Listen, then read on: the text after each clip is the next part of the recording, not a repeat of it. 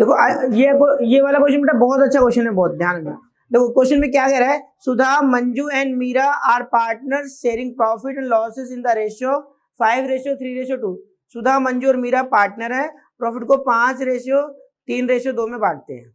ठीक है, they decided to dissolve the partnership on 31 March 2011। 31 March 2011 को उनकी पार्टनरशिप फर्म का डिसोल्यूशन हो रहा है। You are required to prepare necessary accounts to close the books of the firm। necessary accounts का मतलब क्या, realisation account, partners capital account और कैश या बैंक जो भी होगा।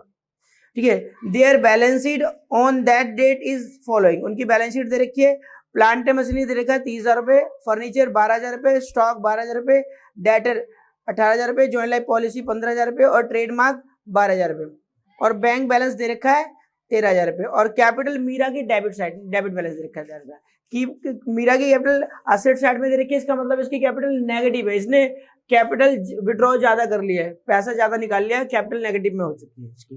ठीक है, 2,000 रुपए। इसके बाद आ जाओ तुम्हारा लाइबिलिटी साइड में, तो सुधा लोन दे रखा है 15,000 रुपए, रिजर्व फंड दे रखा है 27,000 रुपए, कैपिटल मंजू और सुधा और मंजू की दे रखी है 26,000 और 10,000, टोटल आ गए 36,000।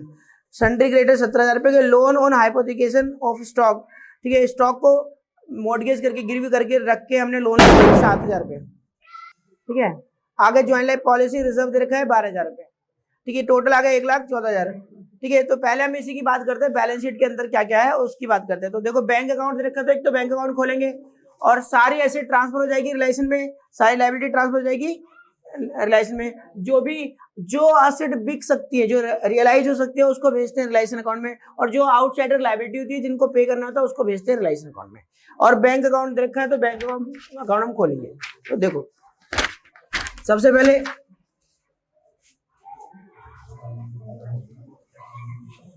Realisation account,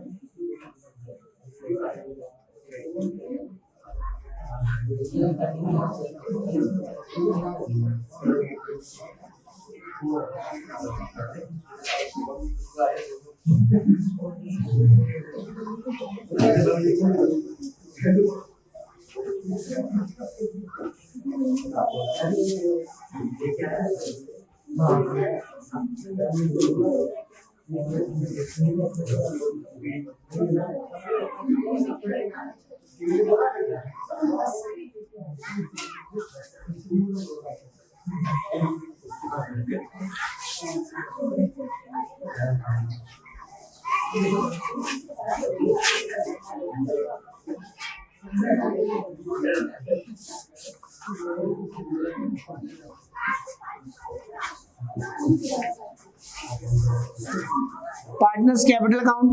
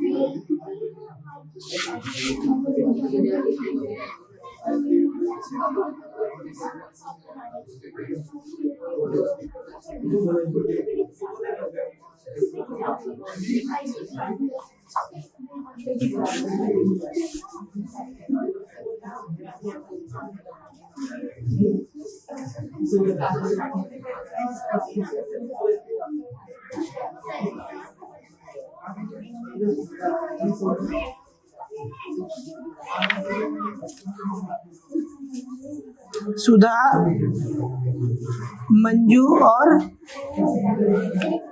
Meera.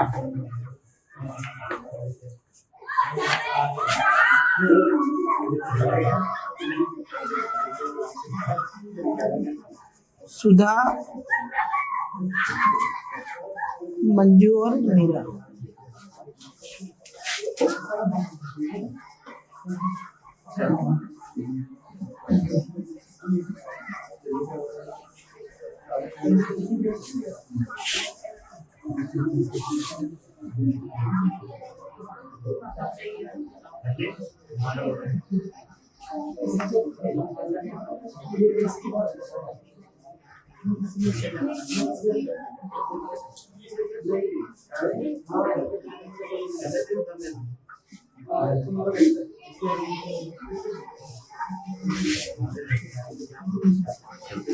ठीक है बेटा, अब देखो जरा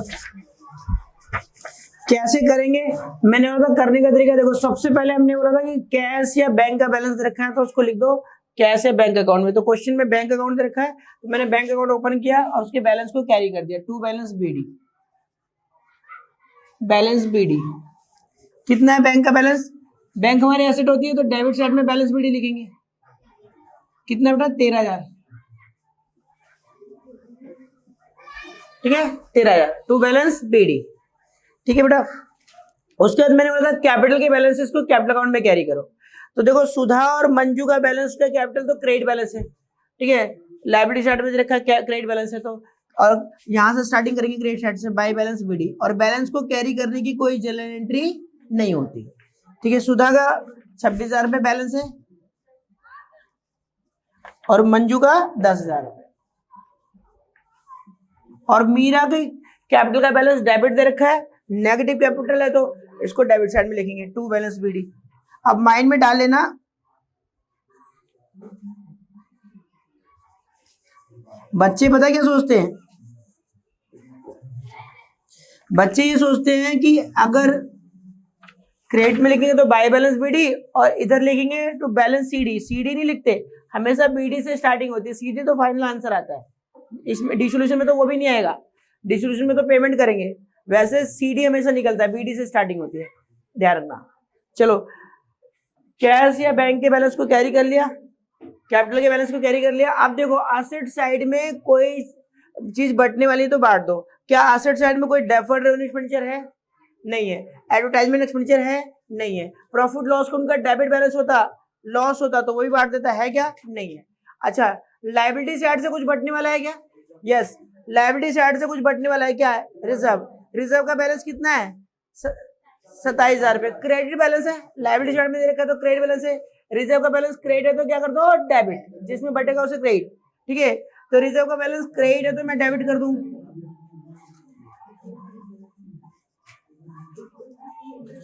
27,000 रुपये। देखो बेटा, रिजर्व का बैलेंस क्रेडिट है तो डेबिट, जिसमें बटेगा उसे क्रेडिट, तो किसमें बटेगा? सुधा में, सुधास कैपिटल अकाउंट डेबिट और सुधास कैपिटल अकाउंट क्रेडिट।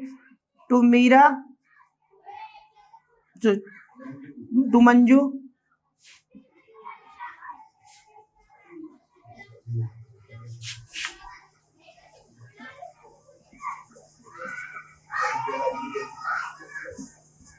और to Meera.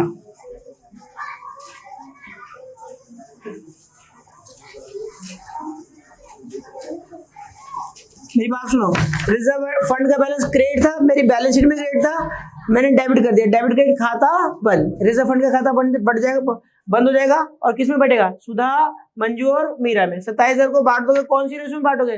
Profit sharing ratio में। प्रॉफिट शेयरिंग रेशियो कितनी है? 5:3:2 में। ओल्ड रेशियो में कितना आएगा बताओ? 13,500, 8,100, 5,400। ठीक है भाई, कोई डाउट है तो बताओ। अब देखो बांटोगे, अब इसकी पोस्टिंग करें तो देखो, एक तो रिजर्व फंड बैलेंस शीट में क्रेडिट था, मेरी एंट्री में डेबिट, खाता बंद हो गया। सेम अकाउंट सेम अमाउंट से डेबिट क्रेडिट होता है तो खाता बंद। और दूसरा इफेक्ट देखो, सुधा की क्रेडिट में बाय रिजर्व फंड, मंजू की क्रेडिट साइड में जाके लिखो बाय रिजर्व फंड, और मीरा की क्रेडिट साइड में जाके लिखो बाय रिजर्व फंड। देखो सुधा, मंजू और मीरा की क्रेडिट साइड में जाके लिख देंगे बाय रिजर्व फंड। कितना कितना बेटा, 13,500, 8,100 और 5,400। यहां तो कोई डाउट है तो बताओ। उसके अलावा देखो, क्या लायबिलिटी साइड में और कोई एक्यूमुलेटेड फंड या रिजर्व दे रखा है? नहीं, कोई भी प्रॉफिट, अगर प्रॉफिट लॉस अकाउंट का क्रेडिट बैलेंस होता तो उसको भी बांट देता, है ही नहीं। ठीक है, और कोई चीज नहीं दे रखी इसमें, बटने वाला कोई चीज नहीं है। इसके बाद ढूंढते हैं हमें कि क्या पार्टनर्स के करंट अकाउंट दे रखे हैं, क्या असेट साइड में पार्टनर का करंट अकाउंट है? नहीं। अगर पार्टनर्स करंट अकाउंट अगर असेट साइड में होता तो उसको पार्टनर्स कैपिटल अकाउंट की डेबिट साइड में भेज देता। अच्छा, लायबिलिटी साइड में पार्टनर्स करंट अकाउंट होता तो पार्टनर्स कैपिटल अकाउंट की क्रेडिट साइड में भेज देता। करंट अकाउंट भी कहाँ जाता है? कैपिटल अकाउंट के अंदर, लेकिन है ही नहीं तो ट्रांसफर करेंगे नहीं। इसके अलावा देखो पार्टनर का लोन, अच्छा असेट साइड में कोई पार्टनर का लोन है क्या? नहीं। असेट साइड में पार्टनर का लोन होता, असेट साइड में पार्टनर का लोन होता तो उसको पार्टनर्स कैपिटल अकाउंट में ट्रांसफर करके बंद कर देता। ठीक है, असेट साइड में होता तो उसका बैलेंस डेबिट होता तो उसको पार्टनर्स कैपिटल अकाउंट की डेबिट साइड में भेजकर बंद कर देता, लेकिन है ही नहीं। अच्छा, लायबिलिटी साइड में है, यस, लेकिन अगर सुधा पार्टनर है, उसने लोन दे रखा है, पार्टनर का लोन है, सुधाज लोन है, सुधा ने फर्म को उधार दे रखा होगा तभी तो लायबिलिटी साइड में दिखा रखा है।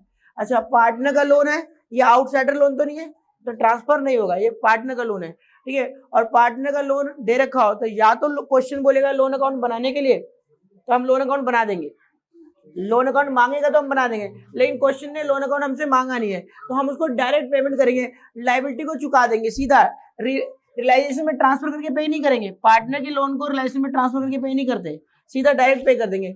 एंट्री होगी सुधा लायबिलिटी, अच्छा कोई भी लायबिलिटी चुकाओगे तो लायबिलिटी खत्म हो जाएगी और पैसा चला जाएगा। ठीक है, सुधा का लोन चुकाओ तो एंट्री होगी सुधाज लोन अकाउंट डेबिट। सुधा का लोन कितना है? 15,000, और पैसा कहां से जाएगा? बैंक से।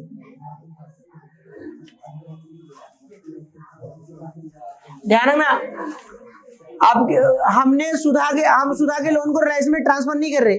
जब रिलायंस में ट्रांसफर नहीं कर रहे तो लायबिलिटी कम होने के लिए रिलायंस को डेबिट भी नहीं करेंगे। अब की बारी लायबिलिटी का नाम पता है, क्या नाम है लायबिलिटी का? सुधाज लोन, तो लायबिलिटी डेबिट होगी।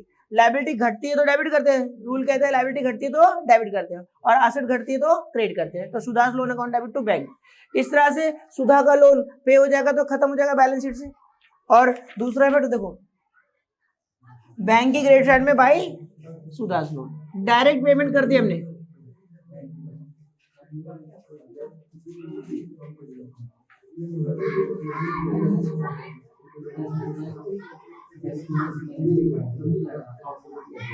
पार्टनर का लोन दे रखा है तो डायरेक्ट पे कर देंगे। अगर हमें लोन अकाउंट बनाना होता तो लोन अकाउंट बनाता, क्रेडिट साइड में लिखता by balance BD, debit side में ये एंट्री होती Sudha's loan account debit to bank, तो डेबिट साइड में आ जाता टू बैंक, काम खत्म। लोन अकाउंट बनाना होता तो भी बच्चों वाला काम था। ठीक है, इसमें मांगा नहीं तो मैंने डायरेक्ट पेमेंट कर दी, लोन खत्म हो गया और बैंक से पैसा चला जाएगा, क्योंकि लोन चुकाओगे तो पैसा जाएगा। ठीक है, क्लियर हो गया? मैंने कोई बड़ा काम नहीं किया, बैंक की क्रेडिट साइड में बाई सुधाज लोन लिखा है। ठीक है जी, चले आगे। उसके बाद लायबिलिटी साइड में और कुछ है नहीं। अब एक एक करके एसेट को ट्रांसफर करेंगे। ठीक है, पहले मैं अभी मेरा पहला स्टेप ही चल रहा है। मैंने बोला था बैंक अकाउंट को, बैंक के बैलेंस को बैंक अकाउंट में कैरी करते हैं टू बैलेंस बीडी, कैपिटल के बैलेंस को कैपिटल अकाउंट में कैरी करते हैं, क्रेडिट बैलेंस है तो by balance BD, debit balance है तो टू बैलेंस बीडी, और जो भी एसेट साइड से बटने वाला होता है बांट देते हैं, लायबिलिटी साइड से बटने वाला होता है बांट देते हैं। उसके अलावा फिर मैंने बोला पार्टनर के करंट अकाउंट को भी कैपिटल अकाउंट में ट्रांसफर कर देते हैं अगर होगा तो, और पार्टनर का लोन का डेबिट बैलेंस होगा तो कैपिटल अकाउंट में जाएगा, और क्रेडिट बैलेंस होगा तो उसकी डायरेक्ट पेमेंट कर देंगे।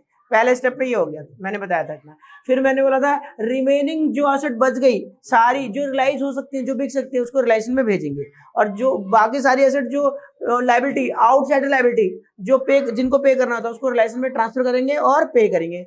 आउटसाइड लायबिलिटी सारी की सारी रिलाइजेशन में ट्रांसफर होती है और फिर पे होती है। ठीक है जी, चलो जी अब ट्रांसफर करते हैं। सबसे पहले प्लांट एंड मशीनरी 30,000 रुपए की। प्लांट एंड मशीनरी का बैलेंस क्या है? डेबिट। डेबिट है तो क्रेडिट कर दो, उसका खाता बंद करना है तो क्रेडिट करना पड़ेगा। और कहाँ भेजना है? रिलायसन में। तो एंट्री होगी realisation account debit to plant and machinery. तो रिलायसन की डेट में क्या लिख दूं? To plant and machinery.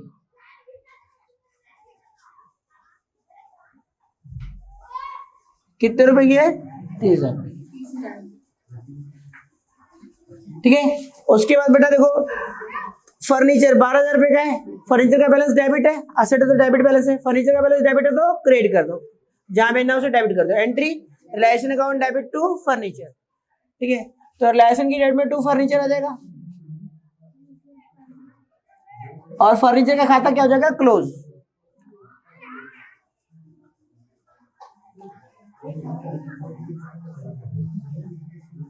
Furniture का खाता बंद हो गया इससे। उसके बाद देखो स्टॉक, स्टॉक का बैलेंस डेबिट है तो क्रेडिट कर दो, जहां मैंने उसे डेबिट कर दो। Entry realisation account debit to stock, तो रिलेशन की डेबिट में टू स्टॉक 12,000 रुपए। और इस तरह से स्टॉक का खाता क्या हो गया? क्लोज। उसके डेटर, डेटर का बैलेंस डेबिट है तो क्रेडिट कर दो, जहां मैंने उसे डेबिट कर दो। Entry realisation account debit to stock और realisation account debit to debtor, तो रिलेशन की डेट में क्या जाएगा? टू डेटर 18,000 की।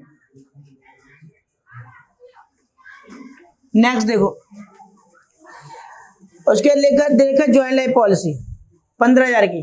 ठीक है, अब ज्वाइंट लाइफ पॉलिसी के बारे में एक बार फिर से थोड़ा सा बताता हूं, क्योंकि रिजर्व के बारे में थोड़ा सा बताना है वो।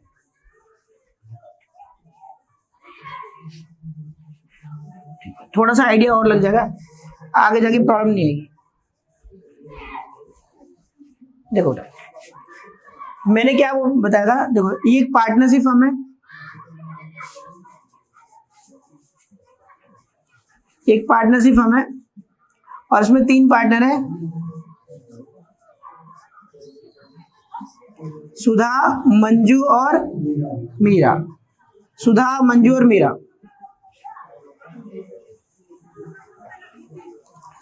और इनकी प्रॉफिट शेयरिंग रेशियो 5:3:2।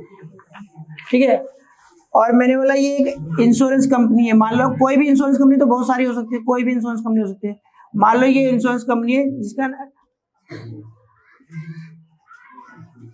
मान लो ये LIC है, life insurance corporation of India.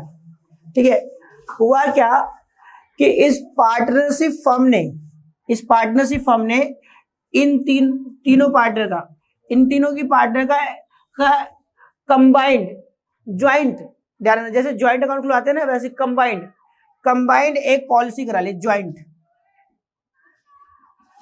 Policy, बीमा करवा लिया, एक ज्वाइंट पॉलिसी करा ली। ध्यान में मैं कह रहा हूं, देखो सारे पार्टनरों की अलग अलग से पॉलिसी नहीं कराई, यानी ऐसा नहीं बोल रहा कि सुधा का की लाइफ का इंश्योरेंस अलग से कराया, मीरा की लाइफ का इंश्योरेंस अलग से कराया और मंजू की लाइफ का इंश्योरेंस अलग से कराया, ऐसा नहीं कराया। इन्होंने कहा कि भाई 3 इंश्योरेंस नहीं करवाया, मैं कह रहा हूं तीनों की लाइफ का ज्वाइंट एक साथ कंबाइंड एक ही इंश्योरेंस करा लिया। हम इंश्योरेंस कंपनी के पास गए, हमने बोला कि देखो हमारी 3 पार्टनर है, सुधा, मंजू और मीरा, इन तीनों की लाइफ का एक ही पॉलिसी कर दो, एक पॉलिसी करवा लिया, एक इंश्योरेंस करवा लिया। इसी पॉलिसी को, इस जो हमने ज्वाइंट पॉलिसी कराई है, कंबाइंड पॉलिसी, तीनों की लाइफ का एक इंश्योरेंस करा दिया, उसी को हम बोलते हैं ज्वाइंट लाइफ पॉलिसी। ये जो पॉलिसी हमने ज्वाइंटली करवाई ना, इसका नाम होता है ज्वाइंट लाइफ पॉलिसी। ध्यान में, इसको हम बोलेंगे ज्वाइंट लाइफ पॉलिसी। तीनों की लाइफ का एक ही इंश्योरेंस कराया, जिसको बोलते हैं ज्वाइंट लाइफ पॉलिसी, शॉर्ट में बोलते हैं JLP। ठीक है, ज्वाइंट लाइफ पॉलिसी, तीनों की लाइफ की कंबाइंड पॉलिसी, एक ही पॉलिसी में तीनों को इंश्योर करवा दिया, उसे बोलते हैं ज्वाइंट लाइफ पॉलिसी। अब ये जो पॉलिसी किसने करवाई है? ये पॉलिसी कराई है पार्टनरशिप फर्म ने। किससे कराई है? इंश्योरेंस कंपनी से।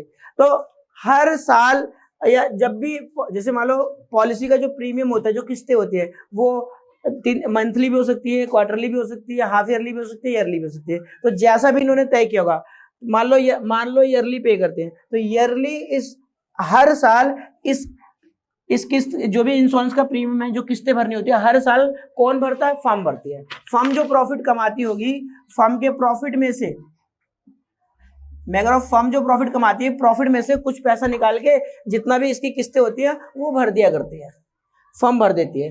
ठीक है, हमेशा किस्त, ये पार्टनर अपनी कमाई में से प्रॉफिट, मैं कह रहा हूँ, प्रीमियम का पैसा नहीं भर रहे हैं, फर्म भर रही है। किस्तें कौन भर रही है? फर्म। अब जब फर्म किस्तें भरती है तो प्रॉब्लम ये आती है कि फर्म इस किस्तों के पैसे को, जो प्रीमियम पे किया जा रहा है, इसको क्या माने भाई? एक्सपेंस माने, असेट माने, ठीक है, क्या माने? तो ध्यान रखना, फर्म इस LIC का जो किस्तें भर रही है, इसको, LIC की किस्तों को एक्सपेंस भी मान सकती है, असेट भी मान सकती है, और एक और मेथड, जब फर्म इसको एक्सपेंस मानेगी, ध्यान रखना, तो एक्सपेंस मानेगी तो वो एक्सपेंस कभी बैलेंस शीट में दिखते हैं क्या? नहीं। एक्सपेंस तो पे होते हैं और साल के एंड में P&L से क्लोज हो जाते हैं। ठीक है, एक्सपेंस पे करने की एंट्री क्या होती है? एक्सपेंस टू कैश, फिर P&L टू एक्सपेंस। ठीक है, तो एक्सपेंस मानेगी तो एक्सपेंस के खाते P&L में जाके साल के एंड में बंद हो जाते हैं, तो बैलेंस शीट में कहीं पर भी जॉइंट लाइफ पॉलिसी नहीं दिखेगी। यार ना, अगर बैलेंस शीट में जॉइंट लाइफ पॉलिसी नहीं दिख रही तो कौन सा मेथड फर्म ने क्या माना है? उसको एक्सपेंस माना है, जॉइंट लाइफ पॉलिसी को। और अगर फर्म ने इसको असेट की तरह ट्रीट किया है तो joint life policy to cash, जैसे हम बिल्डिंग खरीदेंगे तो बिल्डिंग टू कैश, फिर बिल्डिंग बैलेंस शीट में दिखती नहीं दिखती, तो जॉइंट लाइफ पॉलिसी को के प्रीमियम को हमने कैश माना और असेट मानी है, तो joint life policy to cash, तो कैश पे करोगे, असेट आई तो असेट बैलेंस शीट में दिखेगी। और अगर बैलेंस शीट में जॉइंट लाइफ पॉलिसी दिख रही है तो वो हमारा असेट वाला मेथड है, हमने उसको जॉइंट लाइफ पॉलिसी को हम असेट मान के चलते हैं, फर्म उसे असेट ट्रीट करिए। और एक होता है रिजर्व मेथड। रिजर्व मेथड क्या होता है? मैंने बोला एक एक्सपेंस मेथड होता है जिसमें पॉलिसी के पैसे को एक्सपेंस मानते हैं, एक असेट मेथड होता है जिसमें पॉलिसी के पैसे को असेट मानते हैं, और एक होता है रिजर्व मेथड। रिजर्व मेथड में क्या होता है? जितना हम प्रीमियम पे कर रहे हैं, ठीक है, उसको तो बैलेंस शीट में दिखाएंगे असेट की तरह, साथ साथ में उतने रुपए का हम रिजर्व बना लेते हैं, प्रॉफिट में से पैसा अलग करके रिजर्व बना देते हैं, जिसको बोलते हैं, यानी जब जॉइंट लाइफ पॉलिसी का प्रीमियम पे करेंगे तो जॉइंट लाइफ पॉलिसी तो आएगा, जॉइंट लाइफ पॉलिसी, और साथ साथ में हम जॉइंट लाइफ पॉलिसी रिजर्व बनाएंगे, प्रॉफिट में से उतना पैसा ही अलग कर देंगे, जितना किस्तें भरेंगे उतना पैसा अलग कर देंगे, जॉइंट लाइफ पॉलिसी रिजर्व, इसे बोलते हैं रिजर्व मेथड। इस केस में क्या होगा? बैलेंस शीट में तुम्हें असेट साइड में जॉइंट लाइफ पॉलिसी दिखेगी और लायबिलिटी साइड में जॉइंट लाइफ पॉलिसी रिजर्व दिखेगा। ठीक है, ये ऐसे। तो ये वाला क्वेश्चन जो हमारी बैलेंस शीट, हम जो क्वेश्चन कर रहे हैं उसमें असेट साइड में जॉइंट लाइफ पॉलिसी है और लायबिलिटी साइड में जॉइंट लाइफ पॉलिसी रिजर्व है। हालांकि याद रखना, जितने रुपए की पॉलिसी होती है उतने रुपए का ही रिजर्व बना होता है, लेकिन इस क्वेश्चन में क्वेश्चन वाले ने बना रखा है रिजर्व 12,000 रुपए, पॉलिसी 15,000, कितने की है पॉलिसी हमारी? कितने की है? 15,000 की पॉलिसी, 15,000 की है, रिजर्व 12,000 की है। लेकिन रियलिटी में क्या होगा? हमेशा जितने की पॉलिसी होती है उतना ही रिजर्व होता है। इस क्वेश्चन में दे रखा है, बना रखा है क्वेश्चन वाले ने, तो उसमें हम कुछ नहीं कर सकते, हम 12 मान के चलेंगे। ठीक है, ये बात समझ गई? कौन सा मेथड है? Reserve method. अब मेरी बात सुनो, पॉलिसी या तो मैच्योर हो जाएगी, मान लो 15 साल का हमने इंश्योरेंस करवा रखा था, 15 साल पूरे हो जाएंगे, 15 साल में इन पार्टनरों में से कोई भी, किसी की भी डेथ नहीं हुई, 15 साल पूरे कंप्लीट हो गए, तो 15 साल बाद इंश्योरेंस, जितने का इंश्योरेंस करवाया था उतना पैसा मिल जाएगा। 10 लाख का इंश्योरेंस था तो 10 लाख मिल जाएंगे।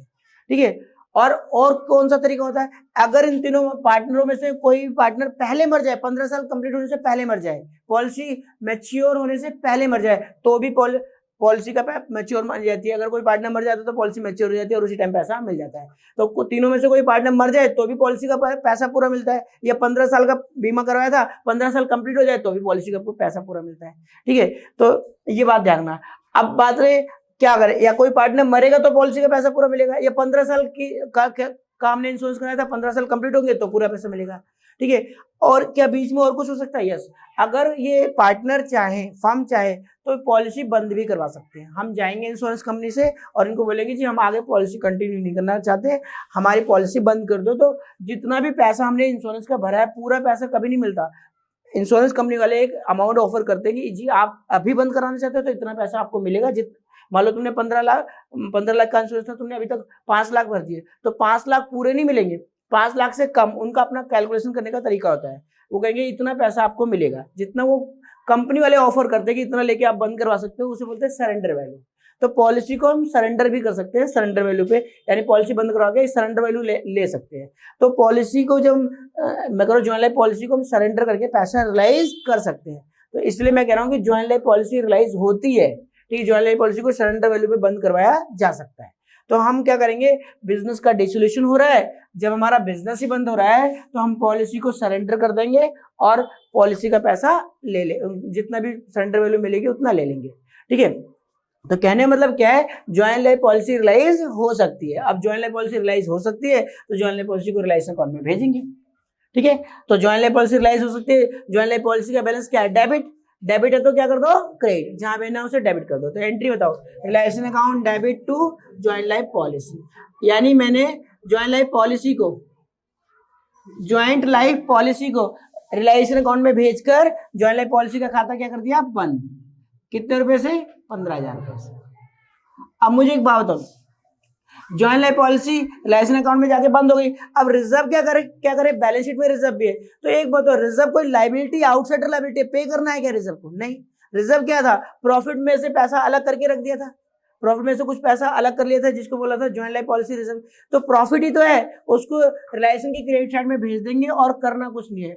याद रखना, किसी भी एसेट पे जैसे कि तुम्हें कहाँ मिलेगा, डेटर पे प्रोविजन मिल जाएगा, ठीक है, इन्वेस्टमेंट पे इन्वेस्टमेंट फ्लक्चुएशन रिजर्व मिल जाएगा। किसी भी एसेट पे कोई रिजर्व मिल जाए या कोई प्रोविजन मिल जाए, ठीक है, किसी भी एसेट पे कोई रिजर्व या प्रोविजन होता है तो एसेट जाती है डेबिट साइड में और उसका रिजर्व या प्रोविजन जाता है क्रेडिट साइड में। एसेट तो बिक सकती है, तो एसेट को बेच के रिलाइज करेंगे, पैसा लेंगे और रिजर्व को ट्रांसफर करके छोड़ देंगे। वो प्रॉफिट ही तो थे, प्रॉफिट में से अलग किए थे, बिजनेस बंद हो रहा है तो वो सारे प्रॉफिट होंगे, जिससे मेरी इनकम साइड बढ़ जाएगी, ठीक है, उसको पे करने की जरूरत नहीं होती। तो ज्वाइंट लाइफ पॉलिसी रिजर्व का बैलेंस क्या है, क्रेडिट है तो डेबिट कर दो, जहां भेजना उसे क्रेडिट कर दो। एंट्री होगी joint life policy reserve account debit to realisation. तो रिलायसन की गेट में क्या जाएगा, ज्वाइंट लाइफ पॉलिसी रिजर्व। ध्यान रखना, ज्वाइंट लाइफ पॉलिसी रिजर्व कितने का है, 12,000 रुपए का। ट्रांसफर होगा लेकिन इसको पे नहीं करना होता, ध्यान रखना, इसको पे नहीं करना होता, माइंड में डाल लेना। ये तो प्रॉफिट में से अलग किया था, बिजनेस बंद हो रहा था, उतना प्रॉफिट से मेरी इनकम साइड बढ़ जाएगी, अपने आप रिवोल्यूशन का प्रॉफिट और रिलायसन का प्रॉफिट आ जाएगा। ये हमारे प्रॉफिट इनकम वाली साइड को बढ़ा देगा, इसको पे नहीं करना होता। इसी तरह मान लो डेटर पे प्रोविजन होता तो प्रोविजन भी ट्रांसफर होता है, प्रोविजन को पे करना होता है क्या, नुकसान प्रोविजन किस लिए बनाया था कि फ्यूचर में कोई लॉस होगा तो उसकी भरपाई करेंगे, लॉस हुआ ही नहीं। प्रोविजन प्रॉफिट में से अलग किया तो मेरी इनकम साइड को वो बढ़ा देगा। इसी तरह इन्वेस्टमेंट फ्लक्चुएशन, मान लो रिजर्व या फंड होता तो इन्वेस्टमेंट जाती डेबिट साइड में और उसका इन्वेस्टमेंट फ्लक्चुएशन रिजर्व या फंड क्रेडिट साइड में। इन्वेस्टमेंट तो बिक सकती है तो उसको बेचते, लेकिन इन्वेस्टमेंट फ्लक्चुएशन रिजर्व को ट्रांसफर करके छोड़ देते, उसका कुछ नहीं करते। कोई लाइबिलिटी थोड़ा ना जो पे करना है, आउटसाइड लाइबिलिटी क्या पे करना है, नहीं, प्रॉफिट था तो इनकम को बढ़ा देगा। क्लियर हो गया, माइंड में डालना। किसी भी एसेट पे कोई रिजर्व या प्रोविजन होता है तो एसेट जाएगी डेबिट साइड में, बाद में एसेट को रिलाइज करेंगे, लेकिन लायबिलिटी जो रिजर्व या प्रोविजन है वो लायबिलिटी साइड में जाएगा, वो उसको पे तो करना नहीं होता, तो वो क्योंकि फायदा होता है तो अपने फायदे वाली साइड, प्रोविजन हमारी प्रॉफिट में से अलग किया जाता है, वो हमारे फायदे को बढ़ा देगा, इनकम को बढ़ा देगा और हमारी रियलाइजेशन का प्रॉफिट इससे बढ़ जाएगा। चलो यहाँ तो कोई डाउट है तो बताओ। उसके बाद देखो ट्रेडमार्क बिक सकते हैं तो उसको रिलायसन में ट्रांसफर करेंगे और बेचेंगे। तो ट्रेडमार्क का बैलेंस डेबिट है तो क्या करेंगे, क्रेडिट, जहां पे ना debit. Entry realisation account debit to trademark, इससे ट्रेडमार्क का खाता बंद और ट्रेडमार्क कहां पहुंच जाएगा, रिलायसन अकाउंट में 12,000। इसी तरह बेटा बैंक का बैलेंस हमने कैरी कर लिया और कैपिटल मीरा के डेबिट साइड में लिख दिए, ठीक है। आ जाओ रही, अब सारी आउटसाइडर लायबिलिटी ट्रांसफर करें। लायबिलिटी ट्रांसफर करेंगे तो सुधा का लोन हम पे कर चुके हैं, रिजर्व फंड बांट चुके हैं, कैपिटल कैरी कर चुके हैं बैलेंस शीट में और कैपिटल कैरी कर चुके हैं कैपिटल अकाउंट में। उसके बाद सन्ड्री क्रेडिटर आउटसाइडर लायबिलिटी है, ट्रांसफर होगी और पे होगी। बाहर वालों का पैसा है, किसी से उधार माल वगैरह खरीदोगा उनको पैसा चुकाना है, तो सन्ड्री क्रेडिटर का बैलेंस क्या है, क्रेडिट है तो डेबिट कर दो, जहां भेजना है उसे क्रेडिट कर दो। Entry sundry creditor account debit to realisation, तो रिलायसन की केस में क्या देगा, बाय सन्ड्री क्रेडिटर हमने रिलायसन अकाउंट में ट्रांसफर कर दिया और क्रेडिट अकाउंट हो गया बंद, 17,000। अच्छा लोन लिया था, स्टॉक को हाइपोथिकेट करके स्टॉक को गिरवी रखवा के लोन लिया था, तो लोन को चुकाना पड़ेगा, स्टॉक को बेचेंगे और पैसा आएगा तो लोन को चुका देंगे जितना चुकाना है। तो लोन भी हमारी आउटसाइडर लायबिलिटी है, बैंक वगैरह से लोन लेंगे आउटसाइडर है, ट्रांसफर करेंगे और पे करेंगे। तो loan on hypothecation of stock है 7,000 रुपये, तो loan account debit to reliance. Loan का बैलेंस क्या है, क्रेडिट तो डेबिट कर दो, जहां भी ना उसे credit entry, loan account debit to reliance. तो रिलायंस की में क्या देगा, बाई लोन 7,000, में बाई लोन आ गया 7,000 रुपये। अब लिखना चाहो तो पूरा भी लिख सकते हो ऑन हाइपोथिकेशन वाला, जरूरत नहीं है उतना, लिखना चाहो तो लिख सकते हो, कोई गलत नहीं। अच्छा, उसके बाद देखो बेटा क्या है, ज्वाइंट लाइफ पॉलिसी रिजर्व मैंने ट्रांसफर कर दिया। अब सारी एसेट ट्रांसफर कर दी, सारी लायबिलिटी ट्रांसफर कर दी, जो जिस खाते से बिलोंग करता था उस खाते में मैंने भेज दिया। मेरा पहला स्टेप खत्म हो गया, मैंने जो पहला स्टेप पढ़ाया था। स्टेप नंबर 2 में मैंने बताया था कि सारी एसेट्स को रियलाइज करो, सारी एसेट्स बेचो और लायबिलिटी को पेमेंट करो। अब एसेट्स को रियलाइज करेंगे और लायबिलिटी की पेमेंट करेंगे। पढ़ते बेटा, यहां से मेन बात स्टार्ट होती है। देखो जरा, you are given the following information. अब देखो क्या लिखा है, Meera had taken a loan from insurance company. अब देखो दोबारा से बना रहा हूं, एक बात ढंग से सुनना, इधर देखो बेटा ढंग से सुनना, ये बहुत इंपॉर्टेंट बात है। ये फर्म है, पार्टनरशिप फर्म। मुझे फर्म से क्या मतलब, ये सुधा, मंजू और मीरा,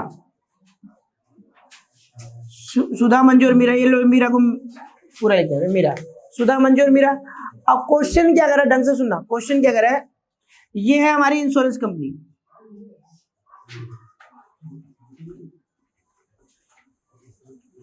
इंश्योरेंस कंपनी। हुआ क्या, देखो हुआ ये कि ये जो सुधा है, और सॉरी मीरा जो है, मुझे मीरा सुधा है, मीरा, देखो मीरा ने क्या किया है कि इंश्योरेंस कंपनी से लोन लिया है, और लोन कितना लिया देखो, Meera had taken loan from insurance company for ₹6,000 on security of joint life policy.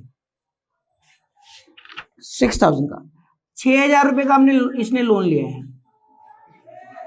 होता क्या है, देखो जैसे हम बैंक में एफडी कराते हैं तो एफडी के अगेंस्ट में हम लोन ले सकते हैं, लोन लेने से। हमने जो इंश्योरेंस करवा रखा है, एलआईसी करा रखी है, तो एलआईसी के अगेंस्ट हम लोन ले सकते हैं। तो इसने भी यही किया होगा, ज्वाइंट लाइफ पॉलिसी के अगेंस्ट, ज्वाइंट लाइफ पॉलिसी के कागज वगैरह दिखा के इसने लोन ले लिया होगा और इंश्योरेंस कंपनी ने इसको लोन दे दिया होगा। अच्छा, लोन किसने लिया है, मीरा ने। तो ये मीरा का पर्सनल लोन है ना, मीरा की लायबिलिटी है ना, हमारी लायबिलिटी थोड़ा है। एक बात बताओ, पॉलिसी तो फर्म ने करवाई थी, पॉलिसी तो तीनों की कंबाइंड थी, इसने वो पॉलिसी को सिक्योरिटी पे दिखा के कि भाई ये पॉलिसी है, मैं हमारा आपके पास इंश्योरेंस है, आप हमें लोन दे दो। तो इसने पॉलिसी दिखा के सिक्योरिटी पे लोन ले लिया, उसने, मीरा ने लोन ले लिया 6,000 का। अब मीरा ने लोन लिया तो ये लायबिलिटी तो मीरा की है ना, मीरा की पर्सनल लायबिलिटी, अपने घर पे चुकाए, अपने घर के पैसे से चुकाए, हमारे एसेट बेचकर चुकाएगी क्या, नहीं। कायदे से बात करें तो मीरा ने लोन लिया है, कर्जा किसका, मीरा का, चुकाएगा कौन, मीरा। हम तो नहीं चुकाएंगे, क्या हम इसको अपने रिलायंस अकाउंट का यूज करके चुकाएंगे, नहीं चुकाएंगे। हमारे एसेट जो बिकेगी उस पैसे से चुकाएंगे, नहीं चुकाएंगे, ठीक है। अब मीरा की लायबिलिटी है, और अगर मान लो, एक बात बताओ, मीरा की लायबिलिटी है, मीरा पे करेगी तो मीरा अपने घर पे पे करेगी, तो एंट्री करेगी लोन टू कैश, मीरा अपनी एंट्री करे अपनी बुक्स में, हमारे किताबों में तो नहीं होगी, फर्म की बुक में तो नहीं होगी। लेकिन एक बात बताओ, अगर मीरा की लायबिलिटी मैं चुकाऊं, मैं कौन, फर्म, मीरा की लायबिलिटी मैं चुकाऊं, तो तब तो दिक्कत हो जाएगी। अगर अच्छा मैं मीरा की लायबिलिटी चुकाऊंगा तो मैं क्या बोलूंगा, मीरा देख तेरा कर्जा मैंने चुकाया, तेरा कर्जा मैंने चुकाया, तो भाई तेरी कैपिटल कम, क्योंकि मीरा को हम क्या बोलेंगे, देखो कर्जा किसका, तुम्हारा, पे किसने किया, फर्म ने। अगर फर्म पे करेगी तो फर्म कहेगी इतना पैसा तो आपके ऊपर खर्च हो गया, आपकी कैपिटल उतनी पहले ही आपको मिल चुकी है, यानी जब फाइनल पेमेंट होगी तो हम उसको उतना पैसा नहीं देंगे, उसके पैसे से काट लेंगे। जितना पैसा हम मीरा के लिए पे करेंगे, हम क्या बोलेंगे, मीरा तेरे लिए हमने खर्चा किया, और तेरे लिए खर्चा किया, तेरा कर्जा हमने चुकाया, अगर तेरा कर्जा हमने चुकाया तो उतना पैसा तो हमने तेरे को पे कर दिया, तो final credit minus debit, Meera की कैपिटल की credit side minus debit side जब मीरा को पे करना पड़ेगा, तो हम कहेंगे देख तुम्हारे लिए हमने इतना पैसा पे कर दिया है, आपकी कैपिटल उतने से कम करेंगे, फाइनल रजिस्ट्रेशन होगी। जाहिर सी बात है, अगर मीरा के लिए पेमेंट करोगे तो मीरा की कैपिटल से काटोगे नहीं काटोगे, तो उसकी कैपिटल कम करोगे, कम करोगे मतलब डेबिट करोगे। तो ध्यान रखना, अगर हम मीरा के लिए खर्चा करेंगे, हमारा खर्चा थोड़ा है, और हमारी लायबिलिटी क्या, हमारी लायबिलिटी होती है तो हम रिलेशन से पे करते हैं। मीरा की लायबिलिटी हम पे करेंगे तो हम कहेंगे मीरा का कर्जा हमने चुका दिया तो मीरा की कैपिटल उतने से कम, उतना पैसा उसकी कैपिटल से काट लेंगे, काट लेने का मतलब कम कर देंगे, कम करने का मतलब क्या, डेबिट कर देंगे। तो ध्यान रखना, मीरा पे अगर हम खर्चा करेंगे, मीरा की कैपिटल अगर हम पे करेंगे, मीरा की लायबिलिटी अगर हम पे करेंगे, मीरा की का लोन हम चुकाएंगे, तो हम कहेंगे मीरा की कैपिटल कम, उतना पैसा मेरे को फाइनल पेमेंट होगी तो नहीं दिया जाएगा, उसकी कैपिटल से काट लेंगे, डेबिट कर लेंगे। क्लियर हो गया, कोई डाउट तो नहीं, ये बात ध्यान रखना। और हमारा बैंक यूज होगा तो टू बैंक लिख देंगे, हमारे एसेट रिलाइज होने, कोई एसेट की वजह से पेमेंट होगी तो यहाँ पर रिलाइजेशन लिख देंगे। अभी देखते हैं, देखो हुआ क्या। अब क्या लिखा है, द पॉलिसी वॉज, ढंग से सुना, the policy was surrendered, the policy was surrendered and the company paid 10,000 after deducting 6,000 from Meera's loan and 500 interest there on. देखो क्या हुआ, हुआ ये कि हमारे पास, हमारी फर्म के पास जो ज्वाइंट लाइफ पॉलिसी थी, जीएलपी थी, पॉलिसी करा रखी थी, हमने फर्म को क्या बोला, हम गए फर्म के पास, हमने फर्म को बोला पॉलिसी बंद करवा दो, पॉलिसी हम सरेंडर करना चाहते हैं, सरेंडर करने के बाद हमें सरेंडर वैल्यू दे दो और हम पॉलिसी बंद करा देंगे। ठीक है, हम गए फर्म के पास, हमने फर्म को बोला, हम फर्म गई इंश्योरेंस कंपनी के पास, फर्म इंश्योरेंस कंपनी के पास गई और इंश्योरेंस कंपनी से कहा कि हम पॉलिसी बंद करवाना चाहते हैं, सरेंडर करवाना चाहते हैं, आप हमें सरेंडर वैल्यू दे दो, हम पॉलिसी बंद करा देंगे। तो इंश्योरेंस कंपनी वाले ने क्या किया सुनो, इंश्योरेंस वाली कंपनी वाले कहते हैं, देखो इंश्योरेंस कंपनी वाले कह रहे हैं मीरा ने लोन ले रखा है 6,000 का सिक्योरिटी रखवा के, तो फर्म क्या करे, देखो इन्होंने, इंश्योरेंस कंपनी वाले ने हमें क्या दिया, देखो इन्होंने कहा देखो 6,000 तो लोन का, मीरा का लोन 6,000 पे मीरा का लोन और 500 रुपए इस पे, उस पे इंटरेस्ट, तो हो गया 6500। 6,000 मीरा का लोन प्लस 500 रुपए इंटरेस्ट, कहा देखो जी इतना पैसा तो हम काटेंगे, इंश्योरेंस कंपनी वाले क्या करें, इतना पैसा हम काटेंगे, 6,000 रुपए मीरा का लोन माइनस कर लिया, 500 रुपए उस पर ब्याज माइनस कर लिया, दोनों पैसा घटाने के बाद, इतना पैसा काटने के बाद इंश्योरेंस कंपनी वालों ने मुझे 10,000 पॉलिसी का दे भी दिया, पेड। अब बात, एक बात बताओ, अगर मीरा ने लोन नहीं लिया होता, छुपा दो मीरा का लोन, अगर मीरा ने लोन नहीं लिया होता और मैं इंश्योरेंस कंपनी के पास जाता और कहता पॉलिसी सरेंडर कर दो, तो मुझे 10,000 तो कैश ये दिए देते, और जो मीरा के लोन के बदले जो काटा 6,000 रुपये और प्लस 500 रुपये ब्याज का, तो क्या वो 6,500 रुपये और हमें नहीं मिलता। इसका मतलब हुआ, पता क्या हुआ, ये कि हमारी पॉलिसी जब हमने सरेंडर करवाई तो हमें 16,500 रुपये मिले, 10,000 रुपये तो वो जो कैश मिल रहे हैं प्लस 6,500 जो मीरा के लोन के बदले कटा, नहीं कटता, आफ्टर डिडक्टिंग लिखा है, आफ्टर डिडक्टिंग का मतलब काटने के बाद, काटता नहीं, लोन का पैसा एडजस्ट नहीं होता, इंटरेस्ट का पैसा एडजस्ट नहीं होता, तो क्या 6500 रुपये और नहीं मिलते क्या। तो कहने का मतलब ये है, इंश्योरेंस कंपनी ने मेरी जो पॉलिसी मैंने सरेंडर करवाई तो मुझे 10,000, तो मुझे 10,000 जो मुझे कैश दी वो भी मिलते, और 6,000 रुपये जो लोन का मीरा का था वो प्लस इंटरेस्ट 500 रुपये, 6500 रुपये वो भी मिलता है। इसका मतलब मेरी जो ज्वाइंट लाइफ पॉलिसी है वो टोटल 6500 में, और सॉरी 16,500 में रिलाइज हुई, ज्वाइंट लाइफ पॉलिसी मेरी 16,500 में रिलाइज हुई। वो बात अलग है कि 16,500 में रिलाइज हुई, इंश्योरेंस कंपनी ने वाले ने कहा होगा हमारे को, फर्म को, कि देखो जी आपकी पॉलिसी ने 16,500 में सरेंडर हो रही है, 16,500 बंद कराओगे तो आपको 16,500 मिलेंगे, ठीक है, आपको 16,500 देंगे, हमारी कंपनी देगी, इंश्योरेंस कंपनी देगी, लेकिन 6,000 रुपये मीरा ने लोन ले रखा है वो हम काट रहे हैं, 500 रुपये ब्याज का उस पर वो भी हम काट रहे हैं, आपको काटने के बाद हम आपको 10,000 रुपये दे रहे हैं, ठीक है। अब एक बात बताओ, कर्जा किसका, मीरा का, हम क्यों कटवाएंगे, और अगर हम कटवाएंगे, हम मीरा को कहेंगे देख भाई तेरी वजह से 65 रुपये कटवाने पड़ गए, तेरा कर्जा हमने चुकाया तो तेरी कैपिटल कम, हम फाइनल पेमेंट करेंगे तो तेरे को 65 रुपये नहीं देंगे, तो मीरा की कैपिटल डेबिट, मीरा की कैपिटल डेबिट क्यों की समझ में आ रहा है, क्योंकि मीरा का लोन हमने चुकाया, हमारी एसेट हमारी एसेट के पैसे से मीरा का लोन चुकाया गया, तो मीरा की कैपिटल कम। क्लियर हो गया? अब एक बात बताओ, टू रियलाइजेशन समझ में आ रहा है? क्यों? क्योंकि ये जो 6500 रुपए ये भी किस चीज की है? ज्वाइंट लाइफ पॉलिसी की। और ज्वाइंट लाइफ पॉलिसी अगर रियलाइज होगी तो पैसा अगर कैश मिलता है, ये 6500 रुपए कैश मिलते तो क्या बैंक में पैसा आता? Bank account debit. और जीएलपी कहां से जाती? रियलाइजेशन से। ठीक है, तो ये 6500 जो मीरा का लोन 6500 रुपए चुकाया गया है वो भी तो रियलाइजेशन से भाई, वो पैसा भी तो जीएलपी का है। जीएलपी का है तो पैसा आया होगा, उस पैसे से लोन कट गया, लोन के लिए एडजस्ट हो गया। लोन के लिए एडजस्ट हो गया, लोन मीरा का था, पर्सनल लायबिलिटी थी, हम पे करेंगे तो उसकी कैपिटल लायबिलिटी। और जीएलपी जो गई वो तो रियलाइजेशन से गई, तो जीएलपी में इस जीएलपी रियलाइज हो रही है तो रियलाइजेशन में तो क्रेडिट होगी। बात हमारी।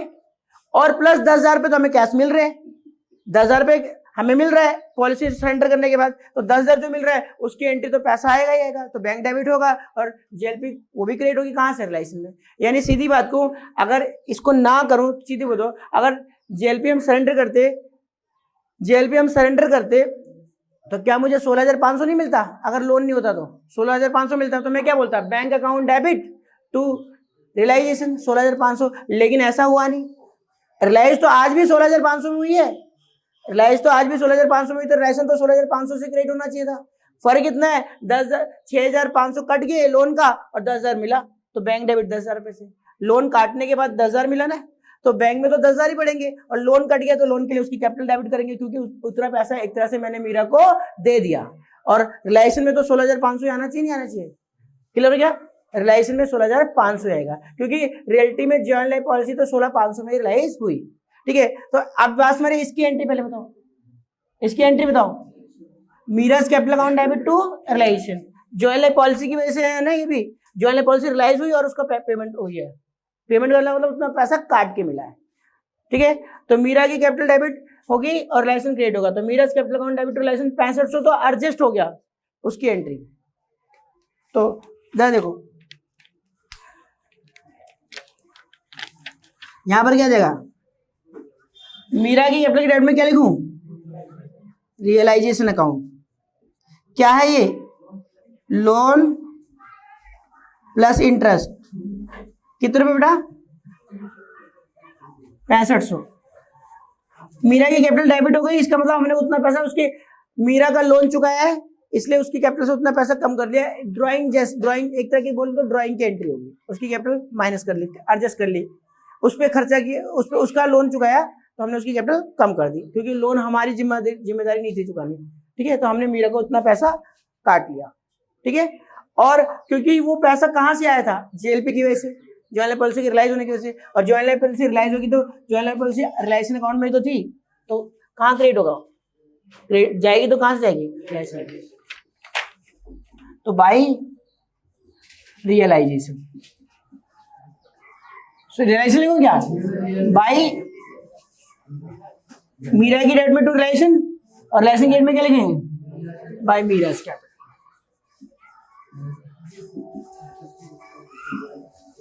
कितना है? 6500। ठीक है, ये लोन प्लस इंटरेस्ट। क्लियर हो गया? पूछना है बेटा? यहां तो क्लियर हो गया? चलाएंगे। अब बताओ, ज्वाइंट लाइफ पॉलिसी लोन का पैसा काटने के बाद भी तो इंश्योरेंस कंपनी हमें 10,000 रुपए दे रहे हैं, दे रही नहीं दे रही? 10,000 रुपए मिलेंगे तो पैसा आएगा, बैंक अकाउंट डेबिट, और जीएलपी खत्म हो गई ना पूरी कितने से? पूरा जितने की थी, तो 10,000 क्रेडिट होगा नहीं होगा? जीएलपी जाएगी तो कहां से जाएगी? रियलाइजेशन से, तो उसके लिए भी रियलाइजेशन क्रेडिट करना पड़ेगा। तो एंट्री बोलो, 10,000 की एंट्री, इस 10,000 की एंट्री बैंक अकाउंट डेबिट पैसा आ रहा है और टू रियलाइजेशन। ठीक है, असेट तो रियलाइजेशन से जा रही थी नहीं, तो बताओ कितना? 10,000। अब इसकी पोस्टिंग करो। बैंक की डेट में क्या लिखो बेटा? To realisation.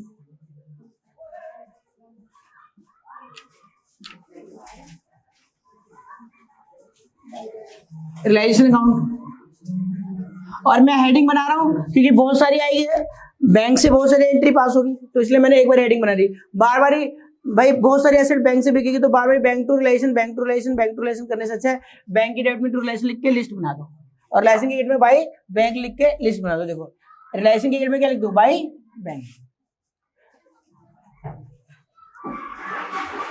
और जो भी बैंक से बिकेगी वो लिख देंगे इसकी लिस्ट, ठीक है। क्योंकि कोई भी एसेट जब बेचोगे कैश में तो जब पैसा लोगे और एसेट बेचोगे तो क्या एंट्री, बैंक टू रिलेशन, तो इसलिए यहाँ पर बार बार टू रिलेशन आएगा, और यहाँ पर बार बार बाई बैंक आएगा। इससे बढ़िया बैंक टू रिलेशन तो बैंक की डेट में टू रिलेशन लिख दो और रिलेशन की डेट में लिख दो बाई बैंक, ठीक है।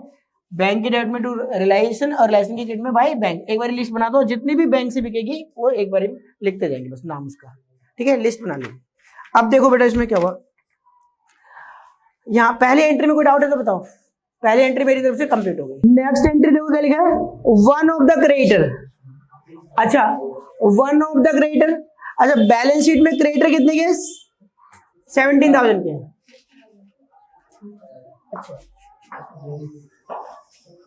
अच्छा देखो बेटा पहले यहाँ पर जेल पे तो लिख दो, जेल पे कितने में रिलाइज हुई है, कितने में, और यहाँ पर जो कैश में रिलाइज हुई है 10,000 रुपए, ठीक है। देखो एंट्री क्या होगी, जेल पे तो 10,000 कैश मिले, बैंक टू रिलेशन तो रिलेशन की डेट में टू बैंक, सॉरी बैंक की डेट में टू रिलेशन, तो बैंक की डेट में टू रिलेशन लिख के क्या रिलाइज हुआ, जेएलपी, और रिलेशन की डेट में बाय बैंक क्या रिलाइज हुआ, जेएलपी, ठीक है। अब क्वेश्चन कह रहा है one of the creditor took some trademarks, अच्छा वन ऑफ द क्रेडिटर यानी जो क्रेडिटर था उसमें से कोई एक क्रेडिटर, भाई हमारी बैलेंस शीट में देखो क्रेडिटर कितने थे, बैलेंस शीट में क्रेडिटर थे हमारे 17,000 के, यहां देख लो, या फिर क्रेडिटर को तुमने कहां भेज दिया है, रिलेशन में, ये रहे 17,000 के, इस 17,000 में से किसी एक ने, 17,000 में से किसी एक ने, भाई क्रेडिटर को तुमने रिलेशन में भेज दिया, तो इसी 17,000 में से किसी एक क्रेडिटर ने क्या किया, one of the creditor took some trademarks, कुछ ट्रेडमार्क ले लिए।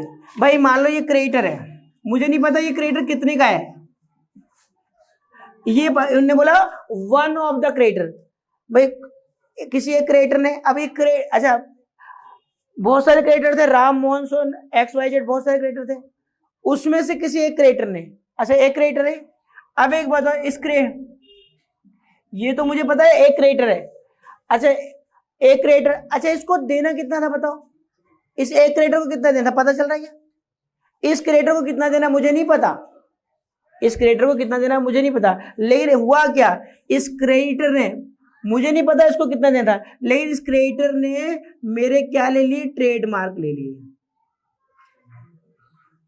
अच्छा एक इस क्रेडिटर ने ट्रेडमार्क ले लिए।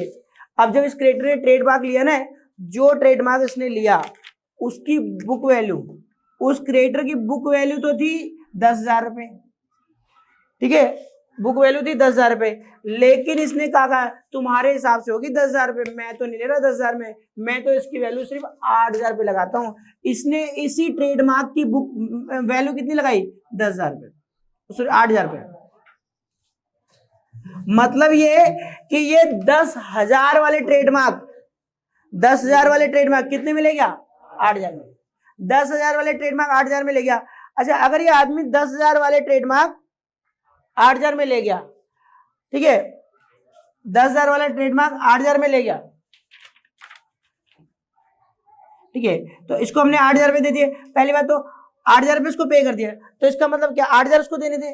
अब 8,000 तो वैसे देखो 10,000 की चीज थी, 8 में ले रहा है, 8 में लेके सेटलमेंट कर रहा है, तो इसका मतलब 8,000 रुपए इसको देने होंगे। लेकिन इसमें आगे और लिखा हुआ है, आगे क्या लिखा है, the balance to that creditor was paid in cash, और बैलेंस कुछ कैश भी दे रहे हैं यार, 8,000 तो सेटल हो गया, साथ में उसको कुछ कैश भी पे कर रहे हैं, इसका मतलब थोड़ा बहुत पैसा और देना होगा, अब वो कितना देना होगा हमें नहीं पता, लेकिन ये तो पता हो गया ना कि 8,000 तो इसको देना ही था, और प्लस बैलेंस कुछ कैश देना, तो कुछ और पैसा देना होगा, 8,000 प्लस कुछ और अमाउंट देना था।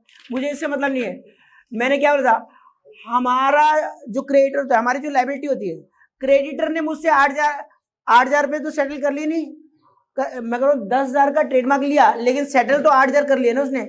मेरे ट्रेडमार्क की वैल्यू 10,000 रुपए थी, लेकिन उसने वैल्यू कितनी लगाई, 8 लगाई, तो 8 तो सेटल कर रहा है, 8,000 का सेटलमेंट हो गया। और जब भी कोई लाइबिलिटी हमारी कोई एसेट ले ले और जितनी उसकी वैल्यू लगाती है उतना तो सेटलमेंट हो ही गया ना, 8,000 तो सेटल हो गया। मानता हूँ ट्रेडमार्क 10 के थे, उसने बोला मैं नहीं जानता 10,000 रुपये, मैं नहीं मान रहा इसकी वैल्यू, 8 तो मानी, 8 मारी तो 8 तो कर्जा खत्म करवाया अपना, 8,000 तो सेटल हो गया।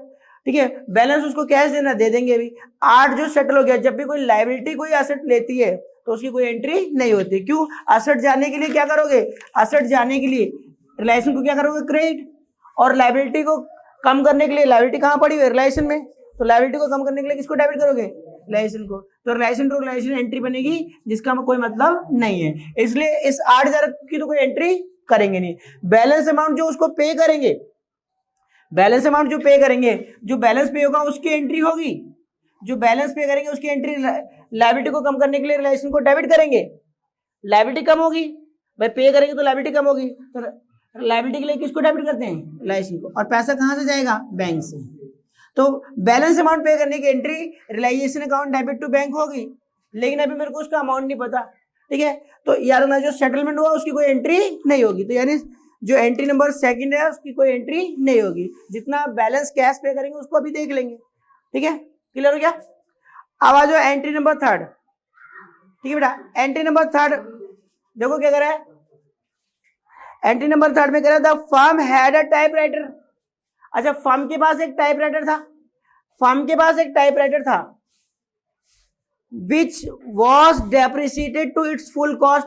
अच्छा, उसको देखो भाई, मैं कह रहा हूँ एक टाइपराइटर है, फर्म के पास एक टाइपराइटर था और फर्म ने इस पर डेप्शन लगा लगा के जितनी वैल्यू थी, मान लो टाइपराइटर 10,000 का होगा, ठीक है, तो उसको डेप्रिशिएट पूरी वैल्यू पे कर दिया, यानी इसकी वैल्यू डेप्रिशिएट करके क्या आज वो स्क्रैप है, कबाड़ा है, यूजलेस है, क्योंकि 100% डेप्शन लग चुका है, फुल वैल्यू तक डेप्रिशिएट कर लिया, पूरा डेप्शन लगा चुके हैं। जब पूरा डेप्शन लग चुका तो ये मेरे लिए स्क्रैप है, स्क्रैप है। अगर मेरा स्क्रैप कोई ले रहा है तो बहुत अच्छी बात है। देखो क्या हुआ, मैंने इस पर डेप्शन लगा लगा के इसकी वैल्यू जितनी करनी थी, जितनी घटा सकती थी घटा दिया, आज की डेट में स्क्रैप है, मेरे लिए तो बेकार है। ठीक है, कबाड़ा है। हुआ क्या, a creator took it at ₹5,000, creator ने इसको 5,000 रुपये में ले लिया, क्रिएटर इसको 5,000 रुपये में लेने को तैयार है, क्रिएटर ने। अच्छा बताओ, क्रिएटर कहीं अलग से आएंगे, क्रिएटर तो वही 17,000 के थे। अच्छा, 17,000 के क्रिएटर थे, 17 में से 8 तो सेटल हो गए, अभी तो बोला था कर्जे माफ करवा रहा है भाई। इन्होंने ट्रेडमार्क, सुनो, ट्रेडमार्क 10 के थे लेकिन उसकी वैल्यू 8 लगाई, तो 8 में तो 8 मान, ट्रेडमार्क 8 में लिया, वैल्यू 10 थी, 8 में लिया, 8 में जब ट्रेडमार्क 8 में लिया तो 8,000 तो कर्जा खत्म करा दिया था। सो क्रेडिटर टोटल कितने कितने, 17 में से 8 तो क्रेडिटर, 8 का तो खत्म हो चुका है, 8 का तो क्रेडिटर खत्म हो चुकी है, लायबिलिटी खत्म हो चुकी है, 8 की तो नो एंट्री हो गई, बचे कितने, 9 में से क्या हुआ, क्रेडिटर क्या करे, 5 वाले क्या करे हमें कि ये टाइपराइटर हमें दे दो, हमने कहा ले लो भाई टाइपराइटर चला गया। अच्छा, टाइपराइटर गया और उस टाइपराइटर को लेने के बाद उसने कितना कर्जा खत्म किया, 5,000 का कर्जा खत्म हो गया। अच्छा, 5,000 का कर्जा खत्म होगा, उसके लिए रिलेशन डेबिट होगा नहीं होगा, लायबिलिटी के लिए किसको डेबिट करते हैं, क्योंकि लायबिलिटी खत्म कहां से होगी, रिलेशन से, रिलेशन में पड़ी हुई है। ठीक है, तो लायबिलिटी को खत्म करने के लिए रिलेशन डेबिट होगा। ठीक है, रिलेशन डेबिट होगा, क्लियर हो गया। अच्छा, अब बताओ, मेरा एक टाइपराइटर था जिसको डेप्रिशिएट कर रखा था, किताबों में है क्या, बैलेंस शीट में है टाइपराइटर क्या, नहीं, और बैलेंस शीट में टाइपराइटर नहीं है तो रिकॉर्ड नहीं है। और एक टाइपराइटर लेगा 5,000 में तो मुझे फायदा हो गया नहीं क्या, मेरी वैल्यू जिसकी टाइपराइटर मैंने डेप्रिशिएट करके हटा रखी थी 5,000 में बिक गया, 5,000 का मुझे फायदा हो गया, क्योंकि मेरे लिए तो उसकी बुक वैल्यू क्या थी, 0, 5 में बिक गया, मुझे 5 का फायदा, और फायदा को तो रिलेशन क्या करते हैं, क्रेडिट, फायदा को तो रिलेशन क्रेडिट। तो अब बताओ, लायबिलिटी को खत्म होने की 5,000 रुपये से लायबिलिटी कम हो रही है, और लायबिलिटी कम होती है तो लायबिलिटी अकाउंट तो डेबिट कर नहीं सकते क्योंकि वो है नहीं, तो किसको डेबिट करेंगे, रिलेशन को। और एसेट 5,000 में बिक गई, मुझे फायदा हो गया, फायदा हो गया तो रिलेशन क्रेडिट, और तो एंट्री होगी रिलेशन टू रिलेशन, तो क्या होगा, नो एंट्री, इसकी भी कोई एंट्री नहीं होगी। तो एडजस्टमेंट नंबर थर्ड की भी कोई एंट्री नहीं होगी, बात में आ गई।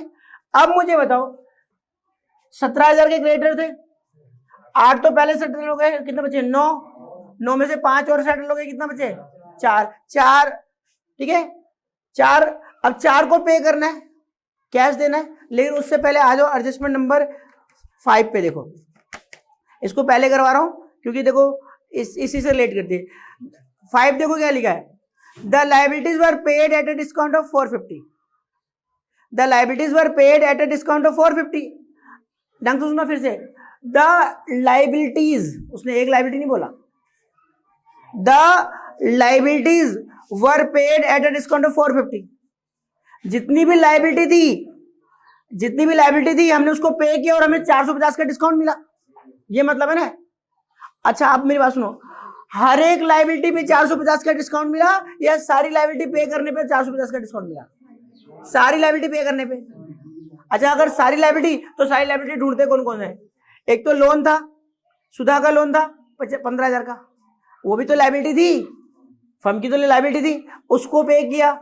और देखो लाइबिलिटी क्या है, लोन को पे करेंगे, अभी पे नहीं किया तो वो हो गया। और सन्ड्री क्रेडिटर, ये भी हमारी लाइबिलिटी। 3 ही तो लाइबिलिटी थी, एक सुधा का लोन, एक सन्ड्री क्रेडिटर और एक बैंक से जो लोन ले रखा है, लोन जो ले रखा है, वो 3 लाइबिलिटी है। तो तीनों को मिला के पे करेंगे तो जाके हमें 450 का डिस्काउंट मिलेगा।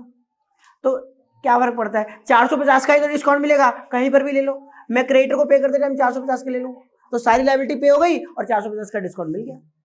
या लोन पे ले लो 450 का डिस्काउंट, किसी पे भी ले लो, ठीक है। तो रियलिटी में क्या है, लॉजिकली लेना भी इसी पे चाहिए, क्रेडिटर पे।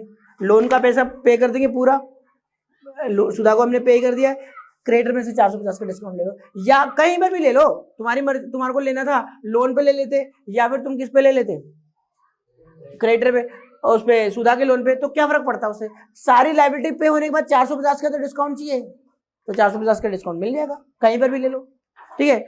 हम ज्यादा बेटर है कि क्रेडिटर पे ले लो, ठीक है। तो क्रेडिटर बताओ 450 कम कर दो, कितने थे टोटल क्रेडिटर? 4,000 में से 450 और कम हो गए तो बताओ 3500, 3550, 3550 समझ बेटा।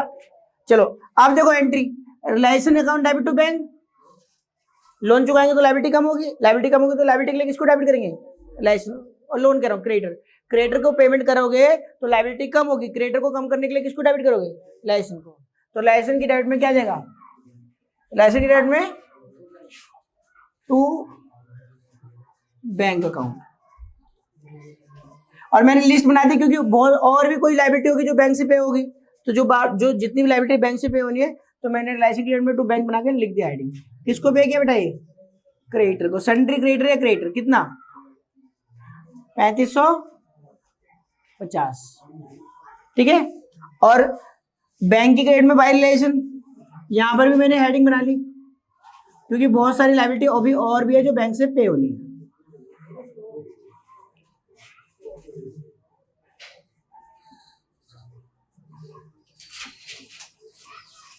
$3550,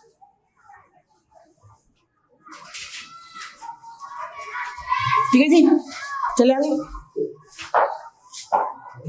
यहां तक किसी को कुछ पूछना है? चलो अब आ जाओ पॉइंट नंबर, एडजस्टमेंट नंबर 4 पे। The remaining assets were realise at rupees as under, ठीक है। प्लांट मशीनरी 15,000 में बिक गया। अच्छा प्लांट मशीनरी 15,000 में बिक गई तो प्लांट मशीनरी बेचेंगे तो पैसा आएगा, पैसा आएगा तो बैंक डेबिट, और एसेट कहां से जाएगी, रिलायंस से। एंट्री बोलो, bank account debit to reliance, bank account debit to reliance, bank की डेबिट में टू रिलायंस लिखा हुआ है, क्या बिक गया, प्लांट मशीनरी। कितने रुपए में बेटा, 15,000। प्लांट मशीनरी 15,000 में बिक गई। और मैंने क्या बोला, bank account debit to realisation, तो बैंक की डेबिट में टू रिलेशन, और रिलेशन की डेबिट में बाय बैंक लिखा हुआ है, लिख दो बस प्लांट मशीनरी।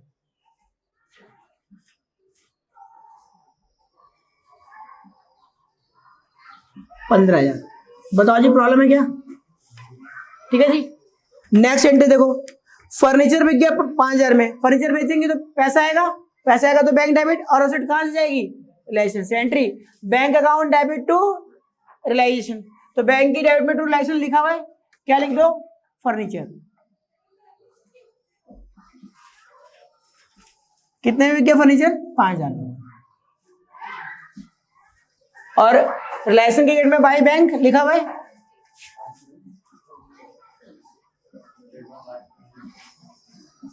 5,000 रुपये। उसके बेटा डेटर 17,500 में बिक गए। डेटर बिके तो एंट्री, बैंक बिकते नहीं, डेटर से पैसा मिल गया, डेटर रिलाइज हो गया यानी पैसा मिल गया, तो entry bank account debit to reliance. तो बैंक की डेट में टू रिलायंस लिखा हुआ है क्या है? डेटर।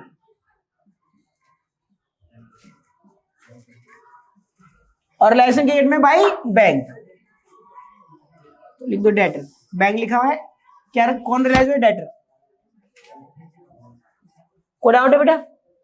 और आखिरी में देखो trademarks 40% of the book value. अच्छा ट्रेडमार्क बचे कितने के थे? अच्छा बताओ क्रिएटर ने कितने रुपए, कितनी वैल्यू के, कितनी बुक वैल्यू के ट्रेडमार्क ले लिए थे? 10,000 के। वो बात है लेकिन 10 वाले 8 में लिए थे, हमारे पास तो ट्रेडमार्क 10 वाले गए, हमारे लिए तो 10,000 रुपए के थे, वो क्रिएटर ने उसकी वैल्यू 8,000 रुपए लगाई ना, हमने जब दिया तो हमने बोला 10 वाले हैं, हमें तो हमारे पास से तो ट्रेडमार्क 10 वाले गए, बचे कितने के? 2,000। और 2,000 जो बचे थे वो कितनी परसेंट में?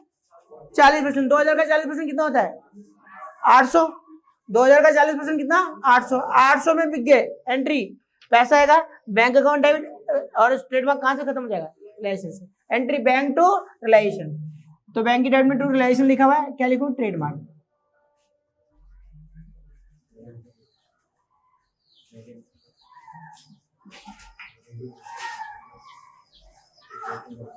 कितने रुपए बेटा? 800। और रिलायंस की गेट में भाई बैंक लिखा हुआ है, ट्रेडमार्क।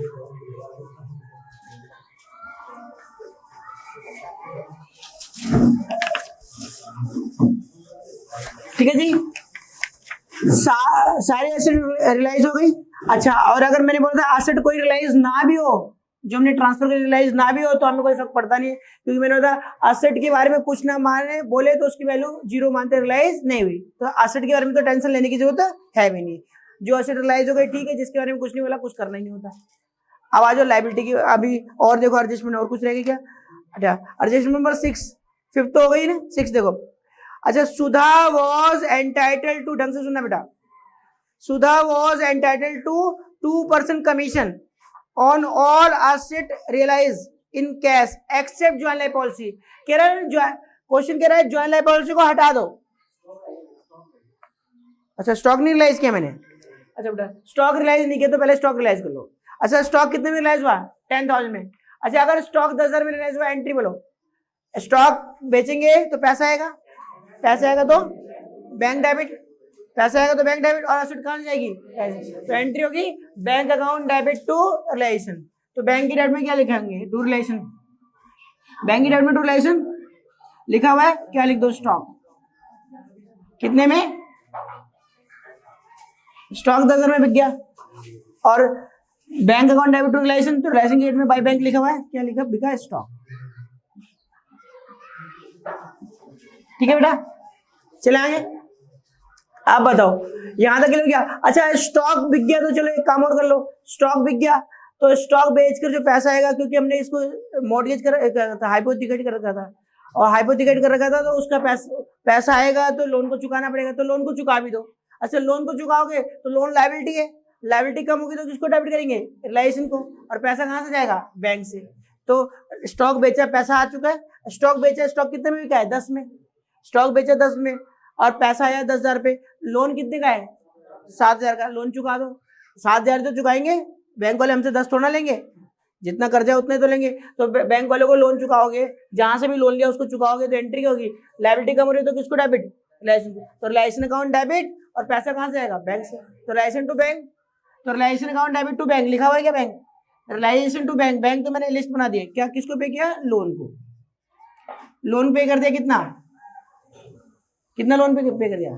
7,000 पूरे, क्योंकि डिस्काउंट 450 का सारी लायबिलिटी को मिला के था और मैंने क्रेडिटर पे ले लिया, तो यहाँ पर लेने की जरूरत नहीं है। ठीक है, तुमने बोला रिलायंस account debit to bank, loan चुकाने की एंट्री क्या होगी? रिलेशन टू बैंक, रिलेशन की डेट में टू बैंक, और बैंक की डेट में भाई रिलेशन लिखा हुआ है, क्या है ये? लोन। बताओ जी प्रॉब्लम है क्या? यहां तक खत्म हो गया। अब बेटा एंड एडजस्टमेंट फोर्थ हो गई और फिफ्थ हो गई, आ जाओ एडजस्टमेंट नंबर 6 पे। छठी एडजस्टमेंट देखना बेटा क्या लिखा है, Sudha was entitled to 2% commission on all asset realise in cash. कह रहा है Sudha was entitled to, Sudha entitle है, सुधा को राइट है, सुधा को अधिकार है, किस चीज का अधिकार है, 2% कमीशन मिलने का ऑन एसेट रियलाइज, जितनी भी एसेट बिकी, सारी एसेट बेच के जो पैसा आया उस पर सुधा को 2% कमीशन देंगे, except joint life policy. Joint life policy को छोड़ दो, यानी ज्वाइंट लाइफ पॉलिसी, ये जो ज्वाइंट लाइफ पॉलिसी बिकी है, ठीक है, उसको छोड़ दो, इसको छोड़कर बाकी जो सारी एसेट का टोटल है जितने में बिकी उसका 2% कमीशन किसको देना है, सुधा को। ठीक है, तो देखो सारे एसेट जोड़ो, कितने में बिकी, चलो जल्दी से बताओ। 15,000 प्लस 5,000 कितना हो गया, 20 और 10 30, 30 और 17, 30 और 17 कितना होता है, 47,500, और 47,500 में 8,800 और जोड़ दो, 48,300, 48,300, 48,300 में बिक गई। अच्छा 48,300 में हमारी बाकी सारी एसेट बिकी है, उसका 2% देंगे, 2% है भाई, तो 2 जीरो से 2 जीरो कटेगा, कितना 966 सुधा को कमीशन देंगे। अच्छा सुधा को ये 966 रुपए कमीशन दे दिया, आगे पढ़ना इसमें क्या लिखा है, बस इसमें तो यही लिखा है। अच्छा सुधा को 2% कमीशन देंगे, तो कैश देंगे उसकी कैपिटल बढ़ाएंगे, कैपिटल बढ़ाएंगे, कैश नहीं देते पार्टनर को, पार्टनर को जो फाइनल पेमेंट होगी तो कैश देंगे। अब बताओ पैसा देंगे तो हमारे लिए, हम कमीशन दे तो हमारे लिए खर्चा है, और खर्चा कहाँ डेबिट होगा, रिलेशन में, इसी के लिए तो इसी से तो रिलेट करता है, एसेट लायबिलिटी को बेचने से रिलेट करता है, तो रिलेशन अकाउंट में डेबिट होना चाहिए, तो एंट्री होगी relation account debit, relation account debit किसको दे रहे हैं, सुधास कैपिटल, कितने रुपए बेटा 966। अब देखो रिलेशन की डेबिट टू सुधास कैपिटल, अलग से लिखो ना, कैश तो पे नहीं किया।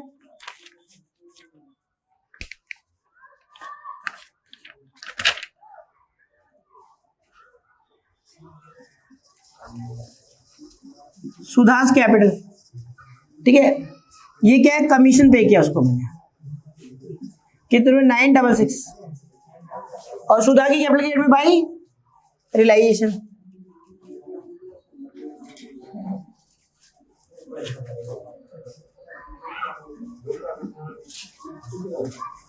कमीशन,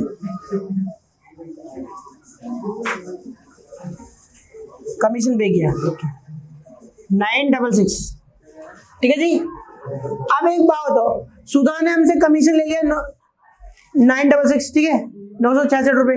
अब ये बताओ क्यों दिया इसको, आगे देखना क्या लिखा है, आखिरी एंट्री पढ़ना, expense of realisation amounted rupees 2,284, 2,284 रुपए का रियलाइजेशन का खर्चा है। एसेट लायबिलिटी बेची होगी, जब डिसोल्यूशन का काम किया जा रहा था तो खर्चा हुआ हमारा कितना, रियलाइजेशन का, एसेट लायबिलिटी को बेचने पर खर्चा हो गया, डिसोल्यूशन करने का खर्चा हो गया 2,284 रुपए। अब बताओ क्या इस खर्चे को रियलाइजेशन में दिखाऊं या ना दिखाऊं, तो मन में एक बात आती है कि सुधा को हमने कमीशन दे रखा है, कमीशन दे रखा है तो नहीं दिखाएंगे, नहीं बेटा दिखाएंगे। देखो मेरी बात सुनना, कब नहीं दिखाएंगे और कब दिखाएंगे, सुना, सुधा को हमने कमीशन दे दिया है कितना, 9,000 और 966 रुपए दे रखा है, ठीक है, 966 हमने सुधा को कमीशन दिया। अगर इसी लाइन में मैं एक लाइन और लिख दूं, क्या, she is to bear all expenses herself, इसी में ऐड करवा दूं क्वेश्चन में, इसमें नहीं लिखा, अगर मैं इसमें ऐड करा दूं क्वेश्चन में कि she is to bear all expenses herself, उसको सारे खर्चे खुद बियर करने हैं, सारे खर्चे खुद बियर करने हैं। इसका मतलब पता क्या, इसका मतलब सुधा को जो मैंने ये 966 रुपए दिए, सुधा को मैंने कहा देखो जी सारी एसेट तुम बेचोगे, उसने कहा ठीक है बेच दूंगी, सारी लायबिलिटी तुम पे करोगे, उसने कहा पे कर दूंगी, मैंने कहा खर्चे भी तुम बियर करोगे, उसने कहा ठीक है, मैंने बोला तब 966 रुपए आपको कमीशन दे रहे हैं, ठीक है, तो मैंने उसको बोला ना कि सारे खर्चे तुम खुद बियर करोगे, तो ये लाइन लिखनी पड़ेगी, she is to bear all expenses herself, ठीक है, ये she was to bear all expenses herself, यानी इसको सारे खर्चे भी खुद बियर करने थे। यानी अगर ये लाइन लिखी हो she is to bear all expenses herself, इसका मतलब सारी एसेट बेचने के लिए, लायबिलिटी की पेमेंट करने के लिए और खर्चे बियर करने के बदले हमने उसको 966 रुपए दिए। अगर लिखा हो लाइन तो she is to bear all expenses herself, ठीक है, या किसी भी तरह से क्वेश्चन में बताएगा कि उसको खर्चे भी बियर करने, खर्चों के बदले भी दिया, लेकिन क्या लिखा हुआ उसमें खर्चों के बदले दिया? क्या इसमें लिखा हुआ है खर्चों के बदले दिया? नहीं, खर्चों के बदले नहीं दिया। इसका मतलब सुधा को जो हमने पैसा दिया ना 966 रुपए, ऐसी तो दे नहीं होंगी, और दे रहे तो इसका मतलब सारा रिलेशन का काम वो कर रही होगी, एसेट बेचेगी, लायबिलिटी की पेमेंट करेगी, और जो खर्चे पे करेगी उसके बदले नहीं, खर्चे तो हमें पे करने पड़ेंगे। यानी ये सिर्फ एसेट और लायबिलिटी की पेमेंट के बदले हमने उसको 966 रुपए दिए, खर्चों के बदले नहीं दिए। अगर इस लाइन में ऐड करवा देता she is to bear all expenses herself, she was to bear all expenses herself, या किसी भी और लैंग्वेज में लिख देता कि खर्चे उसकी उठाने पड़ेंगे, खर्चों का बर्डन, तब हम कहते कि भाई खर्चों के बदले भी दिया। और अगर खर्चों के बदले भी दिया होता तो इसके अंदर खर्चे शामिल होते तो एक्सपेंस का कुछ करने की जरूरत नहीं थी। यानी अगर वो लाइन ऐड हो जाए she is to bear all expenses herself या she was to bear all expenses herself, तो उसका मतलब हम जो पैसा दे रहे हैं ये खर्चों के बदले भी है, तो फिर खर्चों की एंट्री अलग से नहीं करेंगे, एक्सपेंस वाली एंट्री काट देंगे, ठीक, कोई इसकी वैल्यू नहीं है। लेकिन ऐसा लिखा है क्या? नहीं लिखा, तो सिर्फ हमने एसेट लायबिलिटी की पेमेंट के बदले, एसेट को बेचने के बदले, लायबिलिटी की पेमेंट के बदले ये खर्चा दिया है, ये पैसा दिया है, कमीशन दिया है, और खर्चे को हम पे करेंगे, ठीक है, इसका मतलब ये है। तो बताओ कमीशन देने की एंट्री तो मैं कर चुका हूँ, खर्चे की एंट्री आनी चाहिए नहीं आनी चाहिए? आनी चाहिए, क्योंकि सारे खर्चे उसको बियर खुद नहीं करने, तो डिस्ट्रीब्यूशन का खर्चा फर्म बियर करेगी और फर्म पे करेगी। पे करने की जिम्मेदारी किसकी? फर्म की। पे कौन कर रहा है? फर्म। तो entry realisation account debit to bank, realisation account debit to bank, तो रिलेशन की डेट में क्या देगा? To bank. रिलेशन की डेट में टू बैंक लिखा हुआ है, क्या लिख दूं? रिलेशन का खर्चा कितना है बेटा? 2000, यही ना। और मैंने क्या बोला? Realisation account debit to bank, तो बैंक की डेट में भाई रिलेशन लिखा हुआ है, ये क्या है? रिलेशन का एक्सपेंस 2284। क्लियर हो गया बेटा? अब क्या सारी एंट्री हो चुकी है? ये सारी एंट्री हो चुकी है। अब करना है बेटा टोटल। पहले तो उसका टोटल बताओ कितना है, कितना है बेटा टोटल? 58,300। और बेटा इसी की पोस्टिंग तो ये है, तो इसका भी टोटल क्या देगा? 58,300, ठीक है। अब इसकी बताओ पेमेंट टोटल कितना है? 12,834, और इसी की पोस्टिंग ये है, तो इसका भी टोटल क्या देगा? 12,834, ठीक है जी। कोई डाउट है क्या? अब आ जाओ टोटल करेंगे रिलायंस अकाउंट का। रिलायंस का टोटल करके जो भी प्रॉफिट लॉस आएगा उसको कैपिटल अकाउंट में भेजेंगे, और फिर फाइनल पेमेंट करेंगे, बैंक अकाउंट मैच हो जाएगा। तो पहले क्या करना होगा? रफ में टोटल करो। पहले रिलायंस का डेबिट का टोटल रफ में कर लेंगे, और क्रेडिट का टोटल भी रफ में कर लेंगे, और दोनों में से जो साइड बड़ी आएगी उसको दोनों तरफ लिख लेंगे। मैं कह रहा हूँ रिलायंस की डेबिट का टोटल करो रफ में, रिलायंस की क्रेडिट साइड का टोटल करो रफ में, जो साइड बड़ी आ रही है उसको दोनों तरफ लिखो। तो हमारे क्वेश्चन में डेबिट साइड बड़ी आ रही है, तो बताओ टोटल कितना आएगा इसका? 1,12,800।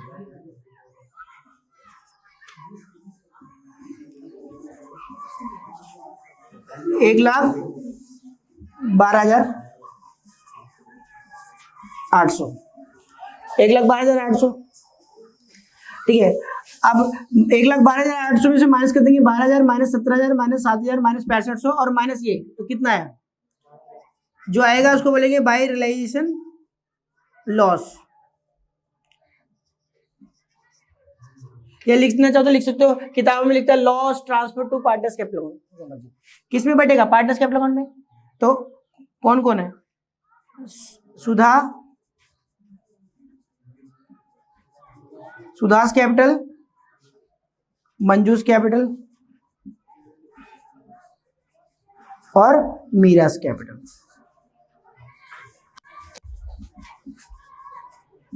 कितना कितना मिलेगा बेटा? लॉस कितना कितना है बांटने में? कौन सी रेशियो में बांटोगे? प्रॉफिट से रेशियो में। कितना कितना? 6,000, 3,600 और 2,400। 6,000, 3,600 और 2,400। और इसकी एंट्री है पूरी, बताओ क्या एंट्री क्या हुई? Sudha's capital debit, Manju's capital debit, Meera's capital debit to realisation. तभी तो रिलायंस की क्रेडिट में आया। तो सुधा, मंजू और मीरा की डेबिट साइड में तो रियलाइजेशन लॉस कितना 6000, 3600 और 2400। ठीक है बेटा, यहां तो कोई डाउट है क्या? यहां तो कोई डाउट है? अब उसके बाद बेटा क्या करना है, कैपिटल अकाउंट का टोटल करेंगे भाई, कैपिटल की का टोटल करेंगे, कैपिटल की क्रेडिट साइड में से डेबिट साइड घटा देंगे। तो जिस पार्टनर की कैपिटल की क्रेडिट साइड बड़ी आ रही है उसमें से डेबिट साइड घटा के उसको पेमेंट कर देंगे, पार्टनर्स कैपिटल टू कैश। और अगर किसी पार्टनर की क्रेडिट साइड बड़ी आ रही है और डेबिट साइड बड़ी आ रही है, पार्टनर्स कैपिटल अकाउंट की डेबिट साइड बड़ी आ रही है, उसमें से क्रेडिट घटाएंगे तो बैलेंस उससे मंगवाएंगे। तो क्वेश्चन में पहले सुधा का बताओ, सुधा की क्रेडिट साइड और डेबिट साइड का टोटल करो, कौन सी साइड बड़ी आ रही है? सुधा की क्रेडिट साइड बड़ी आ रही है, कितना है टोटल? 40,466, 40,466।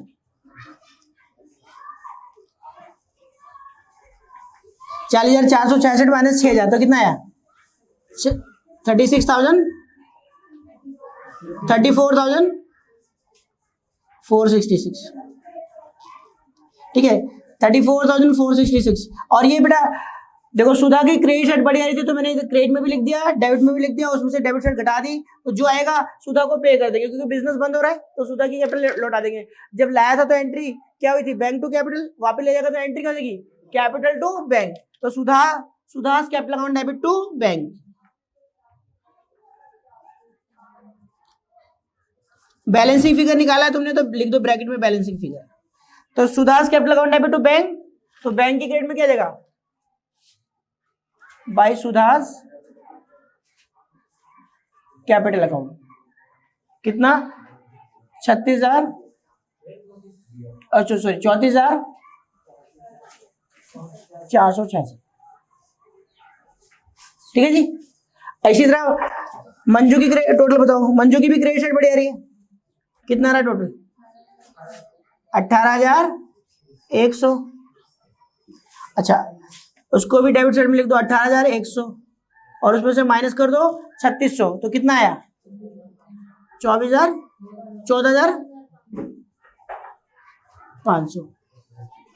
14,500 और ये भी पे करेंगे, क्रेडिट साइड बढ़ेगा तो Manju's capital account debit to bank, तो मंजू की डेबिट टू बैंक तो लिखा हुआ है, तो बैंक की डेट में क्या लिखेंगे भाई? मंजूस का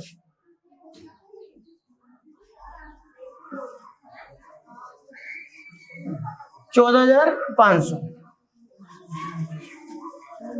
ठीक है जी। और जो मीरा है देखने से पता चल रहा है इसकी डेबिट साइड बढ़ी आ रही है, तो बताओ डेबिट का टोटल बता दो। 10,900।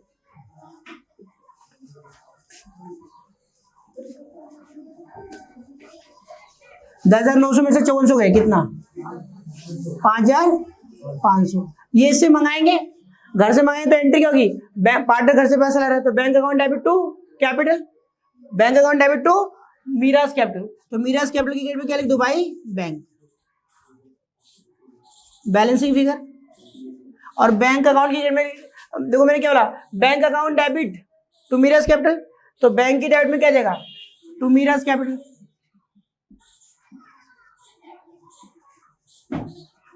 5500। और मीरा की कैपिटल में क्या जाएगा भाई? बैंक। घर से पैसे मांगेंगे तो bank to Meera's capital, bank की डेबिट में टू मीरास कैपिटल और मीरास कैपिटल की डेबिट में भाई बैंक। ये तो पहले से आती है, तुम्हें पार्टनर घर से पैसा लाता है। ठीक है, और बैलेंस शीट फिगर निकाला इसको। ठीक है, अब ये फाइनली टोटल मैच हो जाएगा बैंक का और दोनों साइड इक्वल आएंगे। दोनों साइड इक्वल आ रही है तो क्वेश्चन ठीक है। कितना आ रहा है? कितना? 76,800। ठीक है, कोई डाउट है तो बताओ। 10